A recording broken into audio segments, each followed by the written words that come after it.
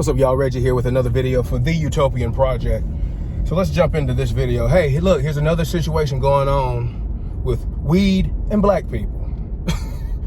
Another reason to have a conversation about weed and black people.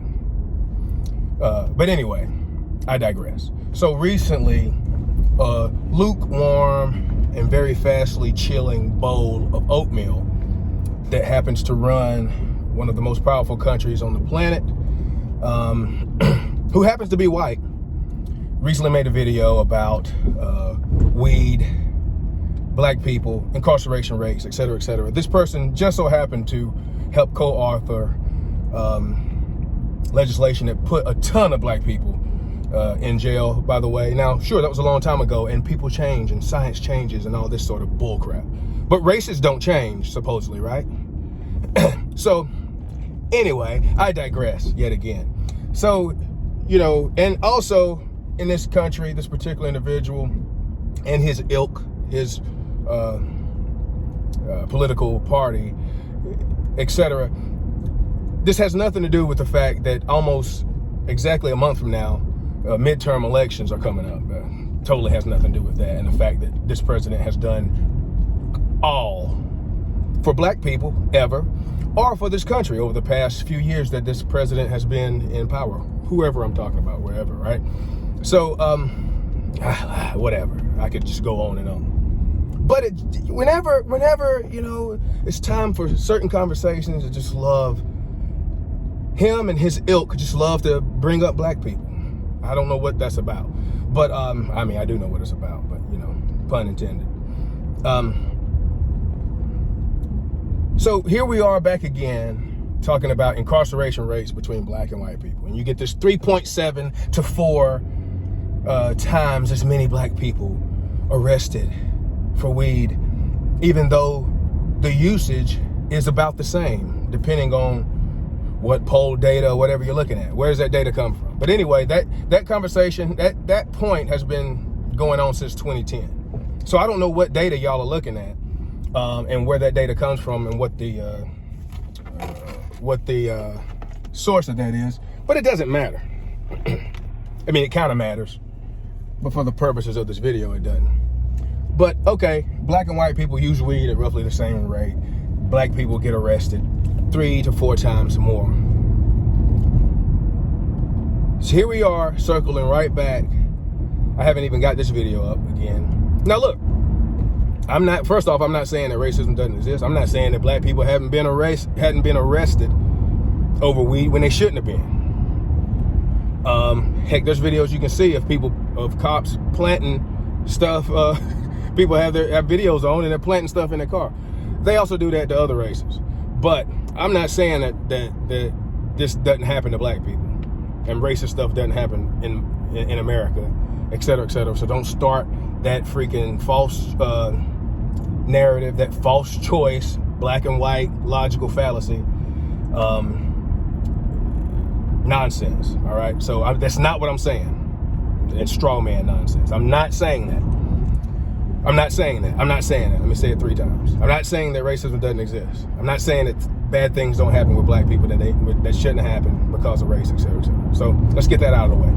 But we're right back to this conversation based on another video that I talked about that I hadn't even gotten up because I've been slack lately, related to culture. And then we can talk about things like what Thomas Sowell talks about, which is opportunity versus outcome. So, and again, especially certain politicians and certain ilk political groups love to use culture when they're trying to bond with you. But they don't talk about the fact that culture has certain things in it that you might not want to go along and be a part of. But that's culture. Just like heritage. I talked about this in my other video, right? Heritage versus hate, et cetera, et cetera. Heritage and culture does not mean only the good things. Now you tell me if there's no difference in black culture and white culture and other cultures when it comes to smoking weed. You'll be a fucking lie. Because not only am I black, allegedly, I could have been in this culture at some point, and there are more than there's a couple of friends you could talk to that would confirm that I have done my share of totally legal drug use in my life when it comes to this topic. That's really, hadn't really done many other drugs. So alcohol, caffeine, that's about it. Never touched coke, shrooms, or anything else. Sorry. But that's another topic. So, again, as Thomas Sowell kind of points out, just to kind of make an analogy here that will come full circle with what my point is. But for the too long didn't read crowd, let me just go ahead and say this. There's definitely a difference in black culture when it comes to smoking. And we love to give ourselves a ton of opportunities to get arrested. I say we because technically I'm a part of that culture. Especially depending on what, now, I haven't been lately. I choose not to be, but depending on what night you're talking about, I could definitely be a part of that culture. But I'll just say this too, the point I was getting ready to get at. I don't know, this is anecdote. How many times, I can't tell you how many times, I mean, most people probably aren't observant. I can't tell you how many times I pulled up at a red light to the smell of what's usually stinking smoke nowadays. Used to smell pretty decent. Now it all stinks. That's why they call it skunk. That's why they call it loud. It stinks. And I look over and somebody's smoking a certain product, and it's usually a black person. Because we have a different culture. Just like usually when I hear rap music, well, I can't say that nowadays. But anyway, it's a cultural thing.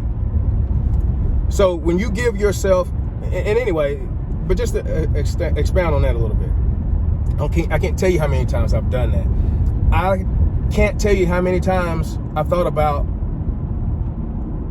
I really rarely pull up, and it's a white person doing that.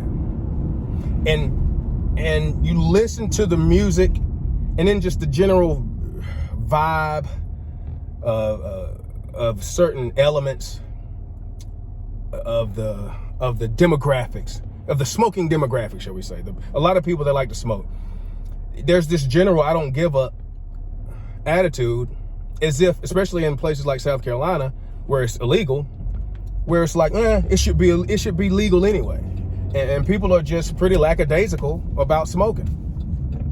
And people light up all the time.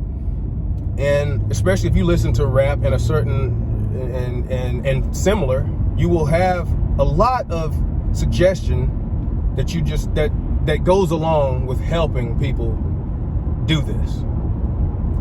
How, as an aside, but as an analogy, similarly, how many white people have died in the past 5 years that were gangster rappers, that were rappers involved with gang life? How many?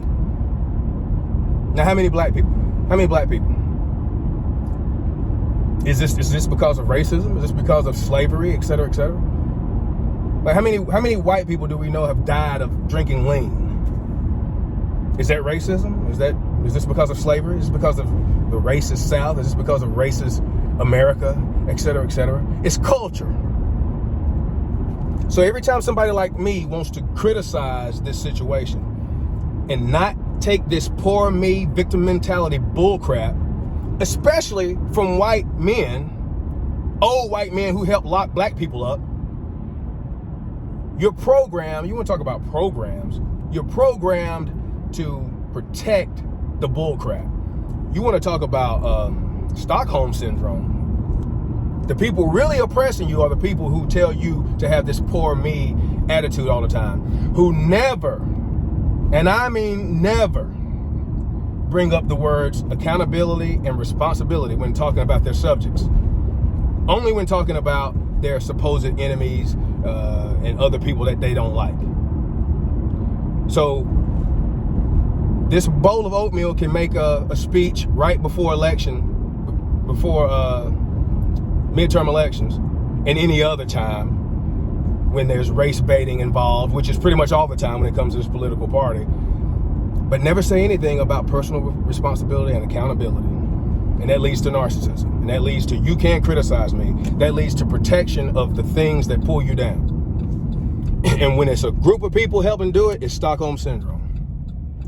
So you're programmed to retaliate and quote unquote fight or want to debate people like me and anybody else. And if it's a black person, we're somehow confused and we're not really woke. We're not woke as you, but we're somehow confused and following the wrong program. We're somehow we're sellouts. We're Uncle Ruckus and all this other stuff. Uncle, Samuel from Django, et cetera, et cetera, et cetera. I'm gonna get my tagline for that nailed so I can just roll it off my tongue, but I'm a little too, caught up in the situation right now. But you get it. Black people are sellouts. White people criticizing it are gonna be racist. So you just stay in a position where you can't be criticized, therefore you can't help yourself. And it just amazes me that once you do that, well, what's left? You need somebody to come help save you. You can't save yourself because you can't be criticized to find that there's anything under your power that you can do. This is basic psychology. So now, ironically, you're looking for a bunch of white people to come freaking save you, but only if they're politicians. And then try to sound so smart when you start talking about this stuff. It's like, it just blows me away. Let me look at a couple of my notes here. That's the outcome versus opportunity. I mentioned that a little bit. Thomas Sowell talks about this in his books and how, he wanted to be maybe a basketball player when he was young, motivated by looking at other basketball players. I forgot who he named, but we'll just say Michael Jordan, right? Michael Jordan was after his time, but we'll just say for somebody like me, I want to be like Michael Jordan, right? There's 24 hours in my day, just like there was in Michael Jordan's. Now, barring the fact that he had a certain amount of talent that you have to develop, that's where you put your time into it, but you have to have, you have to have some talent, but for whatever it is that you're talking about doing, you have to have the time that you put in it, that you choose to put into it. That increases your chance, that increases your opportunity to be able to be successful. And it works to finish that kind of story, he says he went out and tried to shoot basketball and barely could hit the goal, and he realized that it's not worth his time to really try to pursue that goal, look at something else. And it works in the opposite. So if you like doing things that increase your opportunity, if you like doing things with your time that increase your opportunity of success, well, you're going to be more likely to be successful, right? So if you like also doing things that increase your chances of getting arrested, the chances of you being arrested is going to increase, and you're going to get arrested more. Like, why have I not been arrested for smoking weed? Can somebody tell me? Maybe because I don't ride around smoking weed. Maybe because I don't, et cetera, et cetera, et cetera. But you pull me over, you're not gonna say, hey, there was a smell of aroma in the car, right? This is textbook, right? Well, they always claim that they smell weed. I can't tell you how many times I pull up at the red light and I smell weed. Like, let's not act like people aren't doing this. It's just laughable how people's minds just flip into poor me. I have nothing to do with any of my outcomes. But anyway, there's that.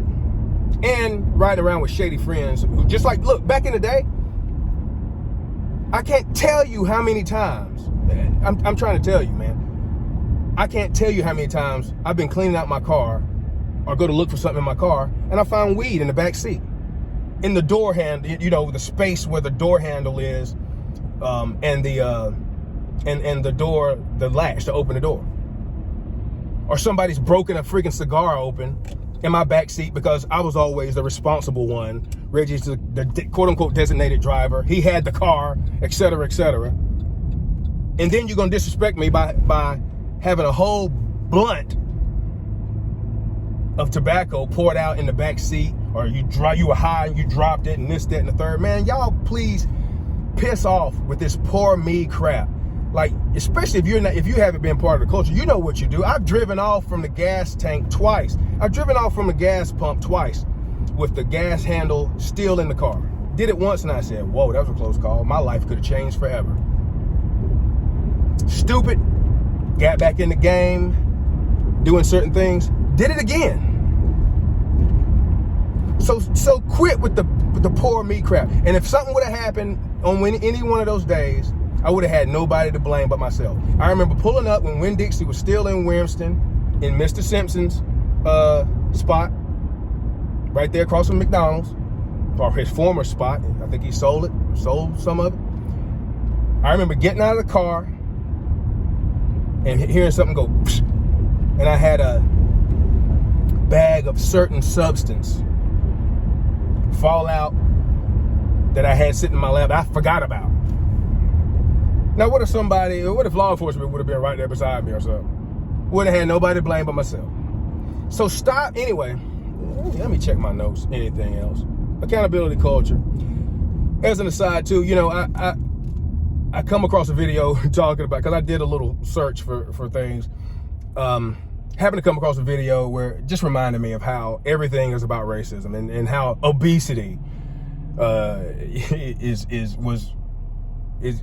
you'll find people arguing that obesity is about is higher because in black populations because of racism. Remember when the peanut butter sandwich was racist? So don't get me started on that. Let's see. Pretty much covered everything that I want to rant about in this video. We'll look at some hard data later. And again, I'm not saying that this does not happen. But again, somebody tell me why I haven't been arrested yet for weed. I live in racist South Carolina, where the Klan used to march in full regalia. That's what I grew up watching. Still never been arrested for weed.